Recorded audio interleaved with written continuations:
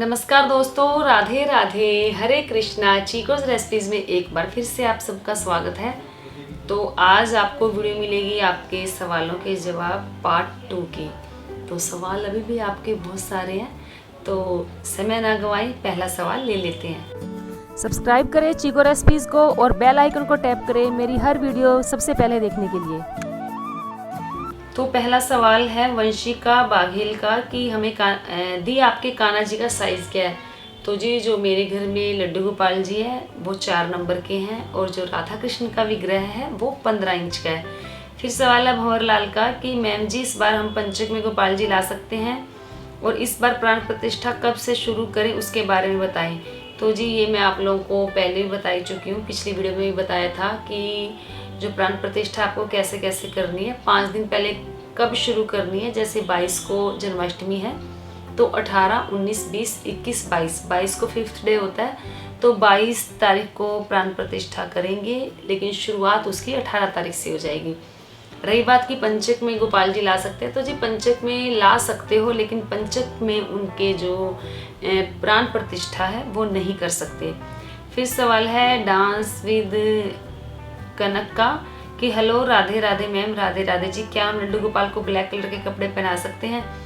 तो जी बिल्कुल, आप ठाकुर जी को ब्लैक कलर की पोशाक पहना सकते हो। फिर सवाल है कृष्ण भक्ति का कि मैम जन्माष्टमी पर कैसे व्रत करना, किस नियम से करना है, पूरी डिटेल बताइए। और जन्माष्टमी से कृष्ण जी की छठी कितने दिन बाद करनी चाहिए, प्लीज़ मेरे सवाल का जवाब दीजिए। तो जी जन्माष्टमी का व्रत कैसे रखा जाता है इसकी वीडियो आपको मिलेगी ही मिलेगी, लेकिन फिर भी थोड़ा सा बता देती हूँ कि जन्माष्टमी की सुबह ब्रह्म मुहूर्त में उठकर स्नान किया जाता है। उसके बाद ठाकुर जी को पंचामृत से स्नान करवाया जाता है, व्रत रखा जाता है। पहले तो मैं व्रत रखती थी बिल्कुल निर्जला रहकर, रात के 12 बजे ही पानी पीती थी चंद्रमा को जल देने के बाद। लेकिन अब कुछ सालों से जो मैंने व्रत है वो चेंज कर दिया। मैं पूरा दिन ऐसा नहीं कि पानी नहीं पीती हूँ, दूध और फल मैं ले लेती हूँ। और कुछ लोग आज भी ऐसे ही व्रत रखते हैं पूरा दिन निर्जला रहकर, लेकिन निर्जला रहकर फिर मन में उतना उत्साह नहीं हो पाता क्योंकि तबीयत खराब हो जाती है, भजन कीर्तन में मन नहीं लगता। तो आप जो अपना व्रत है जैसे मर्जी शुरू कर सकते हैं, निर्जला भी रख सकते हैं, थोड़ा फल फ्रूट खाकर भी व्रत रख सकते हैं। लेकिन कुछ लोग रात को जैसे 12 बजे जब ठाकुर जी का जन्म करवाया जाता है उस दौरान वो अन्न खाते हैं, जैसे अनाज खाते हैं। कुछ लोग फलाहार करते हैं, मैं फलाहार करती हूँ। ये आपकी इच्छा है कि आपने व्रत कैसे करना है, फलाहार करना है या आपने अपना जो व्रत है अन्न खाकर करना है, ये आपके ऊपर निर्भर करता है। तो बाकी पूरी डिटेल आप लोगों को बता दी जाएगी जैसे जैसे जन्माष्टमी नज़दीक आएगी। तो कृष्ण जी की छठी, तो जो कृष्ण जी की छठी है, जन्माष्टमी अगर 22 तारीख की है तो 22 तारीख को गिनना होगा। 22, 23, 24, 25, 26, 27 तारीख को कान्हा जी की जो छठी है वो आएगी। फिर सवाल है पूजा वर्मा का कि क्या बाल राधा रानी को खुद ला सकते हैं अपने घर में, क्योंकि लड्डू गोपाल जी हमें गिफ्ट में मिले हैं। तो जी अगर लड्डू गोपाल जी आपको गिफ्ट में मिले हैं तो आप अपने लिए बाल राधा रानी लेकर आ सकते हो। फिर सवाल है कुशालता धीमन का कि गोपाल जी को जन्माष्टमी की रात 12 बजे स्नान कराने के बाद सुलाना है या नहीं। तो जी ठाकुर जी को जब आप 12 बजे स्नान करवाएंगे, भोग लगाएंगे, उसके बाद आपको उन्हें सुला देना है। तो फिर सवाल है गोविंद क्रिएशन का कि तुलसी जी संडे को क्यों नहीं तोड़ते, please reply me in your video, Radhe Radhe. तो जी संडे को तुलसी इसलिए नहीं तोड़ी जाती, कहा जाता है कि संडे को तुलसी जी का व्रत होता है और वो ठाकुर जी की सेवा में लगी होती हैं। फिर सवाल है भोलू पहलवान का, राधा राधे मैम, मैं क्वेश्चन का आंसर दीजिए कि घर में शिवलिंग ला सकते हैं क्या। तो जी बिल्कुल, घर में आप एक अंगूठे के साइज का शिवलिंग ला सकते हैं। फिर सवाल है पंकज सिंह का कि जन्माष्टमी पर सुबह के समय कौन सी आरती गाते हैं और रात के समय कौन सी आरती गाते हैं। तो जी मैं तो एक ही आरती गाती हूँ, आरती कुंज बिहारी की, श्री गिरधर कृष्ण मुरारी की। तो आप एक आरती ये भी गा सकते हैं कि आरती बाल कृष्ण की कीजिए, तन मन धन सब अर्पण कीजिए। एक ये आरती है, ये बाल गोपाल की आरती है। तो दोनों में से कोई भी आरती आप कर सकते हैं। फिर सवाल है शांतिलाल का कि मैम क्या जन्माष्टमी की रंगोली के लिए चावल सिर्फ एक रंग के हो सकते हैं। तो जी अलग अलग कलर की अगर रंगोली में चावल बनाए जाते हैं तो वो अच्छे लगते हैं, अट्रैक्टिव लगते हैं, देखने में बड़ा सुकून सा मिलता है। हाँ, 2 कलर कर लें, लाल और पीले, सिर्फ 2 रंग आप ले सकते हैं। फिर सवाल है अक्षत यादव का कि आप कृपा करके बताएं कि परिवार की पीढ़ी कैसे गिनी जाती है। तो जी जहाँ तक मेरा ख्याल है पीढ़ी यही होती है, जैसे आपके दादाजी हैं वो एक पीढ़ी हो गई, फिर आपके दादाजी के जो बच्चे आपके पापा हो गए, फिर दूसरी पीढ़ी वो आ गई, फिर आपके पापा के बच्चे आप हैं, फिर आपकी पीढ़ी होगी, फिर आगे आपके जो बच्चे होंगे फिर वो नेक्स्ट पीढ़ी होगी, फिर आगे उनके बच्चे होंगे फिर वो नेक्स्ट पीढ़ी होगी।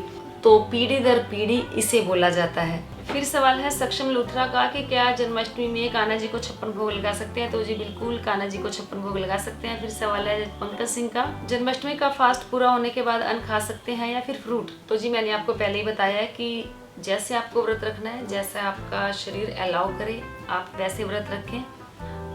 कुछ लोग अन्न खाते हैं तो आप भी अन्न खा सकते हैं या फिर आप फलाहार कर सकते हैं। फिर सवाल है संजय कुमार सिन्हा का कि जब दीपक जलाते समय या दीपक जलाने से पहले कुछ बोलती हो, मतलब क्या आप दीपक में देवताओं का आवाहन करती हो, प्लीज रिप्लाई करें। तो जी जब भी हम मंदिर में कोई भी दीपक जलाते हैं, किसी के भी आगे दीपक जलाते हैं, तो हमारे जो भाव हैं वो अलग ही होते हैं, हमारी श्रद्धा वो अलग होती है, हमारी आस्था हमारा विश्वास एक अलग सा ही होता है। उस दौरान हमारे अंदर कोई भी नेगेटिविटी नहीं होती, हमारे अंदर पूरी तरीके से सकारात्मकता भरी होती है। तो ये सोचने की बात ही नहीं है कि क्या बोलना है क्या नहीं बोलना है, क्योंकि उस वक्त हमारा दिमाग एकदम शांत होता है और हम एकदम न्यूट्रल होते हैं। हमें ये नहीं पता होता कि कौन क्या कर रहा है क्या नहीं कर रहा, क्योंकि हमारा सारा फोकस परमात्मा की तरफ होता है, हम उसी से जुड़े होते हैं। तो बस परमात्मा एक एनर्जी है, एक पावर है, उससे जुड़ना जरूरी है, क्योंकि उससे जरूरी नहीं कि हम किसका आवाहन कर रहे हैं किसका नहीं। फिर सवाल है वैभव येने गुरकर का कि मेरा एक सवाल था कि क्या सभी देवी देवताओं को चंदन का इत्र चढ़ा सकते हैं क्या। तो जी इत्र तो किसी भी देवी देवताओं को कोई सा भी चढ़ा सकते हो। हाँ, बाकी ये अलग बात है कि जैसे माता रानी को गुलाब का इत्र बहुत पसंद होता है या ठाकुर जी को चंदन का बहुत पसंद होता है, तो ये एक अलग चीज होती है। बाकी इत्र आप किसी भी देवी देवता को कोई भी चढ़ा सकती हैं। फिर सवाल है रुपिंदर कौर का, आप युगल सरकार को पुराने कपड़े नहीं पहनाते। तो आपने पूछा जी ऐसा कुछ भी नहीं है, मैं ठाकुर जी को जो इनकी पुरानी पोशाकें होती हैं वो भी पहना देती हूँ, लेकिन ऐसा मौका पड़ा ही नहीं कि मैं उन्हें जो उनकी एक बार पहनाई हुई पोशाक रिपीट करूँ। फिर सवाल है नैना का कि क्या शालिग्राम जी की स्थापना शाम के टाइम कर सकते हैं और कैसे करते हैं, किस दिन करते हैं, प्लीज बताओ पूरी जानकारी, और शालिग्राम जी कैसे होने चाहिए। तो जी शालिग्राम जी कोई भी आप अपने घर में लेकर आ सकते हैं। शालिग्राम जी तो शालिग्राम ही है, लेकिन उनका जैसे अलग अलग तरीके के होते हैं शालिग्राम जी। जैसे मेरे पास 2 शालिग्राम जी है और एक शालिग्राम जी ऐसे है जिनके ऊपर उनका पूरा सुदर्शन चक्र बना हुआ है। तो शालिग्राम जी आप कोई भी लेकर आ सकते हैं। और रही बात की उनकी स्थापना करने की, तो आप उनकी स्थापना सुबह के समय करें पंचामृत से स्नान करवाकर। फिर सवाल है सागर भल्ला का कि आंटी जी मेरे सवाल ये है कि मेरे पास 7 लड्डू गोपाल जी हैं, मेरे शुरू से ही एक ही लड्डू गोपाल को सुलाता हूँ, बाकी गोपाल को मानसिक रूप से सुलाता हूँ। तो जी कोई बात नहीं, आप एक लड्डू गोपाल जी को सुलाते हो तो बाकियों का भी जो गोपाल जी हैं वो भी सो जाते हैं, क्योंकि मानसिक रूप से आप उन्हें सुलाते हो। फिर सवाल है प्रीति कौर का कि मैम क्या कड़ी लीव गर्म होते हैं। तो जी जो कड़ी पत्ता होता है उसकी तासीर गर्म ही होती है, तो कोई कड़ी पत्ता इतना भी नहीं खाया जाता कि खाने के बाद वो नुकसान करे, सब्जी में बहुत कम मात्रा में डाला जाता है। फिर सवाल है सत्यम गुप्ता का कि प्राण प्रतिष्ठा कब से स्टार्ट करेंगे गोपाल जी की, प्लीज़ रिप्लाई दीजिएगा। और जन्माष्टमी की शॉपिंग दिखाई, तो जी जन्माष्टमी की शॉपिंग आप लोगों को जरूर दिखाई जाएगी। और रही बात प्राण प्रतिष्ठा की, वो मैं आप लोगों को बता ही चुकी हूँ कि आपको 18 तारीख से प्राण प्रतिष्ठा शुरू करनी है। फिर सवाल है अश्विनी कश्यप का कि मेरा एक सवाल है कि जैसे हम लड्डू गोपाल और राधा रानी को बाल रूप में सेवा करते हैं, वैसे क्या हम मीराबाई की भी कर सकते हैं क्या। तो जी इसका मुझे नहीं पता मीराबाई की आप सेवा कर सकते हो या नहीं कर सकते हो। हाँ, लेकिन मैं इतना जरूर कहूँगी कि मीराबाई खुद कान्हा जी की सेवा करती थी। तो जैसे ये हो सकता है कि मीराबाई से आप एक इंस्पायर हो सकते हैं, वो ठाकुर जी की इतनी बड़ी भक्त थी, तो आप उनसे इंस्पायर हों कि उनके जैसी भक्ति करें। हाँ, आप उनकी पूजा अर्चना कर सकती हैं, क्योंकि जिनसे हम मोटिवेट होते हैं, जिनके प्रति हमारे मन में एक रिस्पेक्ट होती है, सम्मान होता है, तो वो भी एक पूजा ही होती है। फिर सवाल है पंकज सिंह का कि जन्माष्टमी पर जन्म होने के बाद लड्डू गोपाल को अन्न का भोग लगाएं या फिर फ्रूट का और सुबह भी। तो जी मैंने आपको बताई है कि कुछ लोग उनको पकवान बनाकर भोग लगाते हैं, कुछ लोग उनके फ्रूट्स का भोग लगाते हैं। तो ये आपके ऊपर डिपेंड करता है कि आपने उनको फ्रूट्स का भोग लगाना है या अन्न का। फिर सवाल है शालिनी घर का कि आंटी जी मेरा सवाल का जवाब दे दीजिए कि मैं बहुत कंफ्यूज हूँ, तुलसी जी में कब और किस दिन पानी नहीं देते, तुलसी पत्ता कब और किस दिन नहीं तोड़ा जाता। तो जी जैसा कि मुझे पता है कि तुलसी जी में संडे के दिन पानी नहीं दिया जाता, बाकी सभी दिन पानी दिया जाता है, क्योंकि मैंने स्पेशली अपनी मम्मी से भी पूछा था। तो तुलसी को एकादशी में जल दिया जाता है, एकादशी के दिन तुलसी जी में दिया भी लगाया जाता है, सिर्फ और सिर्फ संडे को जो है जल नहीं दिया जाता। अगर एकादशी संडे को आती है तो जल नहीं देना है। मुझे कई लोगों ने बोला कि मैम आप ऐसे कैसे कह सकते हो संडे को कि एकादशी में तो तुलसी जी को जल नहीं दिया जाता। तो जी मैंने अपने बड़ों से पूछा है, एकादशी में वो तुलसी जी को जल देते हैं। रही बात किस दिन नहीं तोड़ा जाता, तो कहते हैं कि द्वादशी के दिन तुलसी का पत्ता जो है वो नहीं तोड़ना चाहिए और संडे के दिन तुलसी का पत्ता नहीं तोड़ना चाहिए। फिर सवाल है यश सिंह का कि कलश के पानी की पूजा के बाद क्या करें। तो जी कोई भी कलश आप स्थापना करते हैं तो उसके बाद जो पानी होता है उसका पानी थोड़ा थोड़ा आप अपने घर में छिड़क दें, उसके बाद जो पानी बचता है पौधों में डाल दें। फिर सवाल है कार्तिक का कि जन्माष्टमी के व्रत का पारण कब करें, कैसे करें, फर्स्ट टाइम रख रहा हूँ, निर्जला करें जल वाला करें। तो जी अभी मैंने आपको बताया ही है कि कैसे करना चाहिए कैसे नहीं करना चाहिए। जो भी व्रत करें अपने शारीरिक सामर्थ्य के अनुसार करें, बाकी जन्माष्टमी से पहले आपको वीडियो मिल जाएगी। फिर सवाल है आरोन नरवारिया का कि जन्माष्टमी में गोपाल जी को स्नान करा के पूजा करनी होगी या पहले ही, प्लीज बताना। तो जी ठाकुर जी को सुबह स्नान करवाएंगे पंचामृत से, फिर उनकी पूजा होगी, फिर रात को 12 बजे फिर स्नान करवाएंगे। तो स्नान करवाने के बाद फिर उनकी आरती होगी, उनके भोग लगाया जाएगा। फिर सवाल है अनुराग अवस्थी का, क्या घर के झूले पर जन्माष्टमी के दिन लड्डू गोपाल को बिठा सकते हैं। तो जी बिल्कुल बिठा सकते हो। फिर सवाल है सक्षम लूथरा का कि 56 भोग में कौन कौन सी चीज होती है। तो जी 56 भोग में मीठी और नमकीन सभी चीजें होती है, जो आपका दिल करे ठाकुर जी के भोग लगाए। फिर सवाल है कुणाल गुप्ता का कि क्या जन्माष्टमी पर खीरे में जन्म कराना जरूरी है। तो जी खीरे में जन्म करवाना जरूरी नहीं है।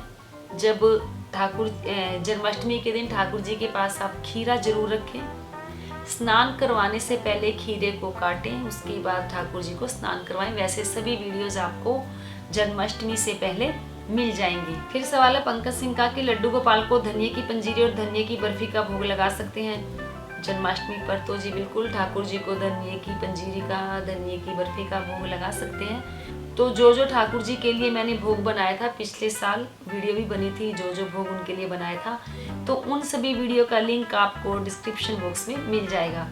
फिर सवाल है मनीष पटनी का कि हम एकादशी के व्रत शुरू करना चाहते हैं, कैसे करें, प्लीज आपकी रीत बता दीजिए और क्या नियम है वह बता दीजिए। तो जी मैंने पहले भी सारा कुछ बताया हुआ कि क्या क्या नियम होते हैं, तो फिर भी एक बार वीडियो फिर से आपको मिल जाएंगी। तो बस एकादशी के दिन अन्न नहीं खाया जाता। हर बार एकादशी की वीडियो जो मैं बनाती हूँ आप वो वीडियो देख लिया करें, तो आपको सभी नियम जो है वो पता लग जाएंगे। तो आप किसी भी एकादशी से जो अपना व्रत है शुरू कर सकते हैं।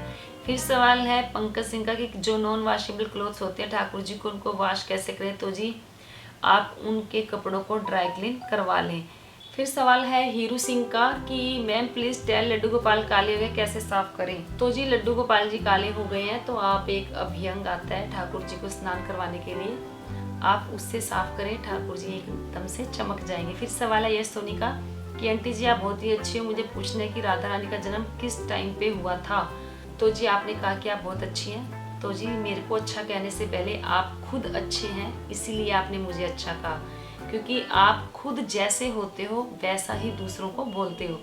तो जी जहाँ तक मैंने सुना है कि भादों के महीने में शुक्ल पक्ष की अष्टमी को दोपहर के 12 बजे हुआ था।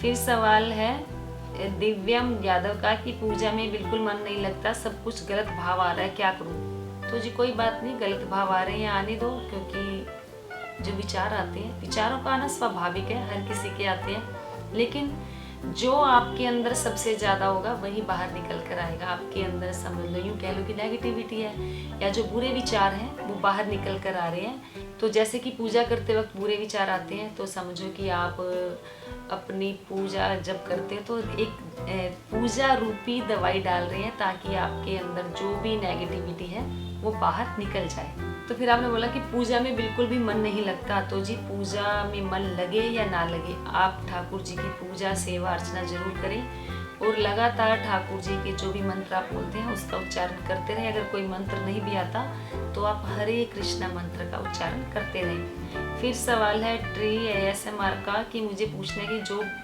वस्त्र हम लड्डू गोपाल को पहनाते हैं क्या वो धोने होते हैं, एक बार पहना कर न्यू ही पहनाने होते हैं, मतलब जैसे हम अपने बच्चों के कपड़े धोते हैं क्या वैसे धो सकते हैं? तो जी ठाकुर जी के कपड़े नहीं धोए जाते, क्योंकि हमारे बच्चे तो इधर उधर खेलते फिरते हैं, गंदे हो जाते हैं और उनमें स्मेल भी आ जाती है, गर्मी होती है। लेकिन हमारे ठाकुर जी के कपड़े गंदे नहीं होते हैं, उनमें स्मेल भी नहीं आती, क्योंकि हम इत्र लगाते हैं उनके, तो उनके कपड़े धोने की हमें कोई ज़रूरत नहीं होती है। फिर सवाल है सुनैना सिंह का कि हरिओम हरे कृष्णा मैम, हरे कृष्णा जी, लड्डू गोपाल की जन्माष्टमी पर सेवा कैसे करें, उनका श्रृंगार जन्माष्टमी पर कब करें? तो जी उनका श्रृंगार सुबह ही करके बिठा दिया जाता है ताकि हम सारा दिन उनको देखते रहें और मन ही मन हमें खुश होते रहें। तो ये थे आप सभी के सवालों के जवाब, जो मैंने सभी के सवालों के जवाब देने की पूरी कोशिश की। उसके बावजूद भी अगर आपके सवाल रह जाते हैं तो नेक्स्ट फ्राइडे आपके सवालों के जवाब मिल जाएंगे। तो उम्मीद करती हूँ आज की वीडियो जरूर पसंद आई होगी, तो लाइक करें, शेयर करें, चैनल को सब्सक्राइब करना बिल्कुल ना भूलें और इंस्टाग्राम पर भी चीको रेसिपीज को जरूर फॉलो करें, वहाँ पर भी आपको ठाकुर जी की, राधा रानी की अच्छी अच्छी रील्स देखने को मिलेंगी।